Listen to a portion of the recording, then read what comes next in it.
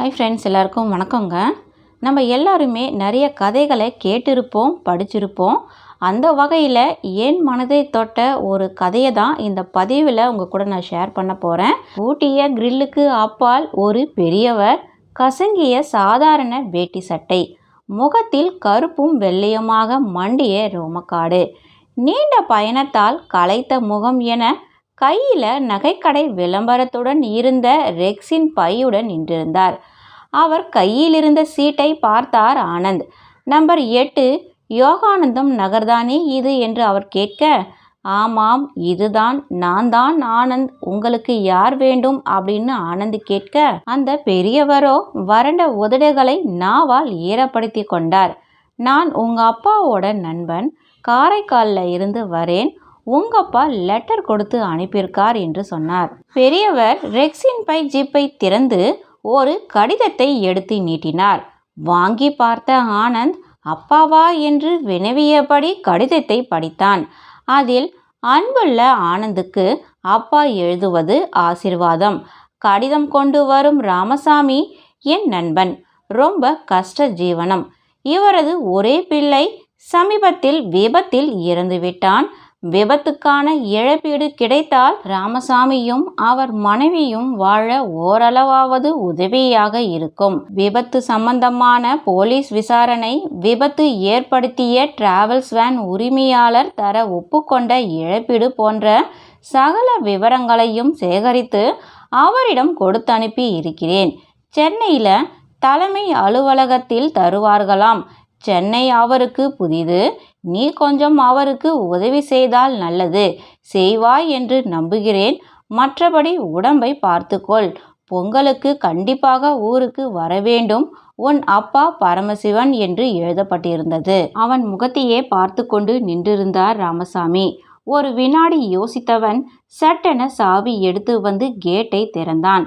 வாங்க சார், உட்காருங்க என்றவன் டம்ளரில் தண்ணீர் கொண்டு வந்து கொடுத்தான். தயங்கியபடியே உள்ளே வந்த ராமசாமி தண்ணீரை வாங்கி பருகினார்.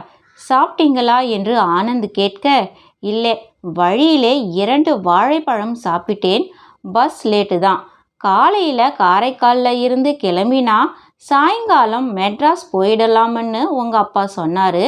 பஸ் பிரேக் டவுன் ஆயிடுச்சு, அதான் இந்த நேரத்துக்கு வந்திருக்கிறேன் என்று ராமசாமி சொல்ல, அதனால் என்ன, பரவாயில்லை என்றான். ஃப்ரிட்ஜை திறந்து பார்த்தான் ஆனந்த். தோசை மாவு இருந்தது. 4 தோசை சுட்டு மிளகாய் பொடி, எண்ணெய், தண்ணீர் கொண்டு வந்து டேபிள் மேலே வைத்தான். சாப்பிடுங்க என்று சொல்லிவிட்டு இதோ வரேன் என்றவன் வாசல் பக்கம் மொபைலுடன் போனான். திரும்பி வந்தபோது சாப்பிட்டு முடித்து கை நிறைய பேப்பர்களுடன் காத்திருந்தார் ராமசாமி. சொல்லுங்க, என்ன நடந்தது என்று அவர் எதிரில் அமர்ந்து பேப்பர்களை வாங்கி பார்த்தான். பையனின் போட்டோ இருந்தது. 22 வயதில் அழகாக பதவிசாக இருந்தான் பையன். ஆனந்துக்கு கண்கள் கலங்கின. முகத்தை துடைத்து கொண்டார் ராமசாமி. இவனுக்கு முன்னால் பிறந்த 4-5 பேரும் சின்ன வயசுலேயே போய் சேர்ந்துட்டாங்க. இவன் தான் தங்கினான். மகேஷ்னு பேரு. கஷ்டப்பட்டு படிக்க வச்சேன். பொறுப்பான பிள்ளை. ஸ்காலர்ஷிப்பில் பிஇ முடித்தான். வேலை கிடைச்சிட்டா நம்ம கஷ்டம் தீர்ந்துடும்னு வாய்க்கு வாய் சொல்லுவான். வேலையும் கிடைச்சது. என்னையும் என் மனைவியையும் நிற்க வச்சு நமஸ்காரம் செஞ்சிட்டு மெட்ராஸ் கிளம்பினான். பஸ் ஸ்டாண்டு போக ரோடு கிராஸ் செய்கிறப்போ வேகமாக வந்த டிராவல் வேன் மோதி ஸ்பாட்லியே என்று சொல்லி கொண்டிருக்கும் போதே மேல் தொண்டால் முகத்தை மூடி குலுங்கினார் ராமசாமி. பேசாமல் அவரையே பார்த்தான் ஆனந்த். அவராகவே தொடர்ந்தார். அந்த வேன் சொந்தக்காரர் நஷ்ட ஈடு தர ஒத்துக்கிட்டாரு. முதல்ல அதை வாங்கவே மனது ஒத்துக்கல. பிள்ளையை பறி கொடுத்துட்டு அந்த பணத்தில் சாப்பிட்றதான்னு வெறுப்பாக இருந்தது. உங்கள் அப்பா தான் எனக்கு ஆறுதல் சொல்லி வாங்கிக்க சொல்லி வற்புறுத்தினாரு. எனக்கு நிரந்தரமாக ஒரு வேலையும் கிடையாது. என் மனைவி ஏற்கனவே நோயாளி. பிள்ளை போன துக்கத்தில் படுத்த படுக்கையாயிட்டா. எங்களை பகவான் அழைச்சிக்கிற வரை சாப்பிட்டு தொலைக்கணுமே. அதனாலேயே கடைசியாக நஷ்ட ஈடு வாங்கிக்க சம்மதிச்சேன். உங்கள் அப்பா தான் எல்லா ஏற்பாடுகளையும் செய்து இங்கே அனுப்பி வச்சாரு. என் பிள்ளை உங்களுக்கு உதவி செய்வான்னு லெட்டர் கொடுத்தாரு. செய்கிறேன், கண்டிப்பாக உதவி செய்கிறேன் என்று எழுந்தவன் அவர் படுக்க பாயும் தலையணையும் கொடுத்தான். மறுநாள் காலை காஃபி போட்டு அவருக்கு கொடுத்து தானும் குளித்துவிட்டு வந்தான். அவரும் குளித்துவிட்டு வர இருவருமாக பைக்கில் கிளம்பினார்கள். இங்கே நுங்கம்பாக்கம்னு இருக்காமே, அங்கேதான் ஹெட் ஆஃபீஸ் இருக்காம் என்று சொல்ல, நுங்கம்பாக்கம் பக்கம்தான், நான் கூட வந்து செஞ்சு தரேன். வழியில் ஹோட்டலில் டிஃபனை முடித்து டிராவல் ஆஃபீஸ் வந்தனர். ஃபார்மாலிட்டிஸ் எல்லாம் முடித்து செக் கைக்கு வர மதியானம் ஆகிவிட்டது. ரொம்ப நன்றிப்பா, எனக்காக ரொம்ப சிரமப்பட்டுட்டே. நான் இப்படியே ஊருக்கு கிளம்புறேன். இப்போ பஸ் பிடிச்சா ராத்திரிக்குள்ள காரைக்கால் போயிடலாம். என் மனைவியோ தனியாக இருக்கா, துணைக்கு ஆளே இல்லை என்று ராமசாமி சொன்னார். சரி, நானே பஸ் ஏற்றி விடுறேன் வாங்க என்றவன் ஓட்டலுக்கு அழைத்து போய் அவன் மறுத்தும் கேளாமல் சாப்பிட வைத்து தானும் சாப்பிட்டான். கோயம்பேடு வரை பைக்கில் அழைத்து சென்று காரைக்கால் பஸ்ஸில் ஏற்றிவிட்டான். டிக்கெட் வாங்க என்று 500 ரூபாயை பிடிவாதமாக அவர் சட்டை பையில திணித்தான். ஒரு நிமிஷம் என்று போனவன் ஒரு பிளாஸ்டிக் பையுடன் வந்தான்.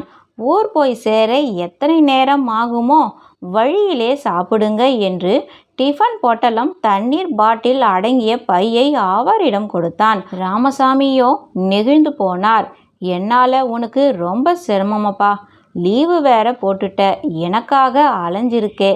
ஊருக்கு போனதும் முதல் வேலையா உங்கள் அப்பாவை பார்த்து நன்றி சொல்லணும் என்று சொன்னார். ராமசாமி உணர்ச்சி வசப்பட்டு பேசிக்கொண்டே போக அமைதியாக அவர் பக்கத்தில் அமர்ந்தான் ஆனந்த்.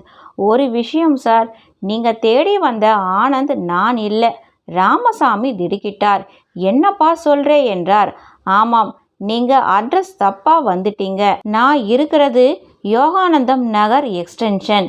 நீங்கள் மெயின் யோகானந்த நகருக்கு போகணும்.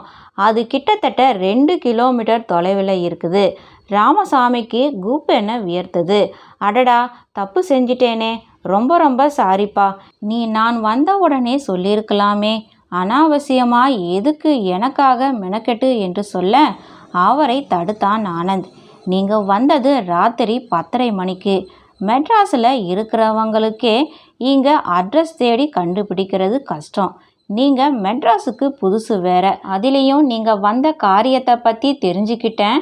எனக்கு மனசு சங்கடமாக போயிடுச்சு. அதான் உங்களை சாப்பிட சொல்லிட்டு லெட்டரில் இருந்த நம்பருக்கு கால் போட்டு பேசினேன். நீங்கள் அட்ரஸ் மாறி வந்த விஷயம் கேட்டு உங்கள் நண்பர், அதான் அந்த ஆனந்தோட அப்பா, ரொம்பவே வருத்தப்பட்டார். அவர்கிட்ட அவர் பிள்ளையோட நம்பர் கேட்டு வாங்கி பேசிட்டு பொழுது விடிஞ்சதும் ஒரு ஆட்டோவில் உங்களை அனுப்பி வைக்கலாம்னு தான் இருந்தேன். ஆனால் மொபைல் ஃபோனில் பேசினது ஆனந்தோட மனைவி. அவர் ஆஃபீஸ் விஷயமா டெல்லி போயிருக்காராம். வர 1 வாரம் ஆகுமாம். அப்போதான் முடிவு செஞ்சேன், நேரடியாக நானே உங்களுக்கு உதவி செஞ்சிடலாம்னு. யாராக இருந்தாலும் என்ன சார், நஷ்ட ஈடு உங்களுக்கு கிடைக்க நான் உதவியாக இருந்தேன்னு நிம்மதி என் மனசில் நிறைஞ்சு இருக்கு. அது போதும் சார் என்றான். டிரைவரும் கண்டக்டரும் பஸ்ஸில் ஏற எழுந்தான் ஆனந்த். அவன் கைகளை பற்றி கண்களில் ஒற்றி கொண்டார் ராமசாமி. அவன் உள்ளங்கை ராமசாமியின் கண்ணீரால் நனைந்தது. நல்லா இருப்பா, நல்லா இரு, வேறென்ன சொல்றது என்றார் ராமசாமி. 15 வருடங்களுக்கு முன் செத்துப்போன தன் அப்பாவை நினைத்து கொண்டான் ஆனந்த். அப்பா, நீங்கள் இப்போ உயிரோட இருந்து இது மாதிரி லெட்டர் கொடுத்தனுப்பி இருந்தாலும் கண்டிப்பாக உதவி செஞ்சிருப்பேன் என நினைத்தான். என் வளர்ச்சியை பார்க்காமலேயே போயிட்டீங்களே. யாரோ ஒருத்தருக்கு பிள்ளையாய் இருந்து அவர் நண்பருக்கு உதவி செய்திருக்கேன் அப்பா. உங்களுக்கு திருப்தி தானே? கனத்த மனதுடன் பஸ்ஸை விட்டு இறங்கினான் ஆனந்த். நான் படித்த ஒரு கதையை உங்கள் கூட நான் ஷேர் பண்ணிட்டேன். இந்த பதிவு உங்களுக்கு பயனுள்ளதாக இருந்துச்சுன்னா மற்றவங்க கூட ஷேர் பண்ணுங்கள், லைக் பண்ணுங்கள், கமெண்ட்ஸ் இருந்தால் பண்ணுங்கள். அடுத்த ஒரு தகவலுடன் நான் உங்களை சந்திக்கிறேன். நன்றி, வணக்கம்.